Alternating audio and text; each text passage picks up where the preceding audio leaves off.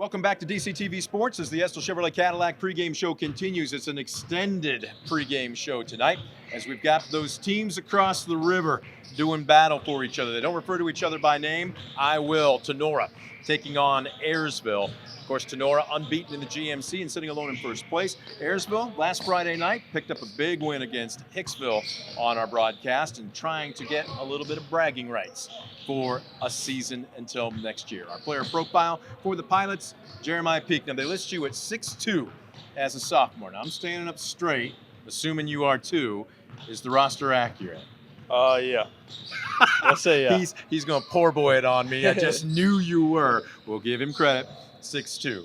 All right, let's rewind before we look ahead. You okay with that? Yep.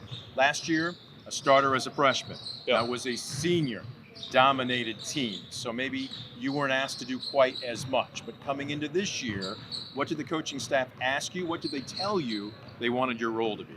Well, they expected me to be a little bit of a role or a leader instead of just a role player as last year when there was 6 seniors and I just came in as a freshman. So this year I had to step up and teach these guys a little bit of what I learned last year. So does that come from being a leader by example or a vocal leader? Are you comfortable with being a vocal guy? Yeah.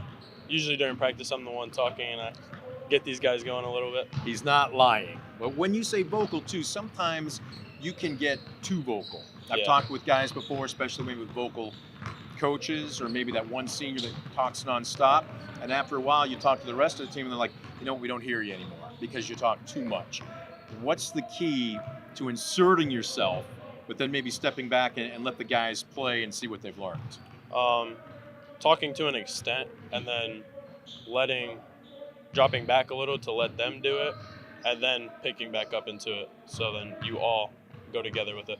Let's talk about JP, the player here. Last year into this year, what were some of the things you were working on in the off season to make yourself a better player this year? Getting downhill a little bit and primarily my defense, because my defense last year wasn't the best, so I was trying to pick it up this year. So is that footwork? Is that being more physical? How did you become a better defender this year? Yeah, I'd say footwork, because you have to slide with people to get them to go where you don't want them to. Constantly in movement. We used to call it corralling.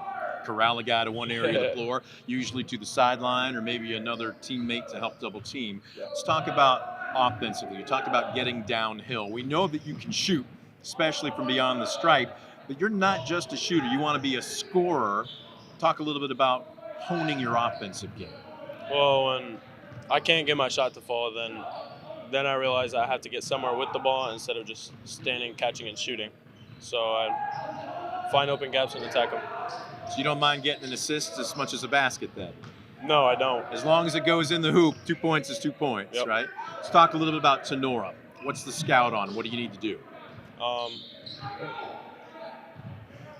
I'd say stay outside perimeterly together, and we have to communicate a lot. They are a guard-oriented team, and they've got 4 guys that are all around double figures. If it was just one guy dropping 18, you could focus on him, but this is going to be a challenge defensively, isn't it? Yeah, because they work together and they can all do it. What's this game mean personally? Forget the records, forget who's in what place in the conference standings. I hate to say bragging rights, but it is one of those bragging rights games. What would a win mean to you? It'd mean everything, knowing that they knocked us off last year by a buzzer beater 3. Should have won that game, but come back this year and try and show them out and win this game. Nothing left to do but get after it. Jeremiah Peake, our player profile for the Pilots. Best of luck to you, not just tonight, but the rest of the way. Thank you.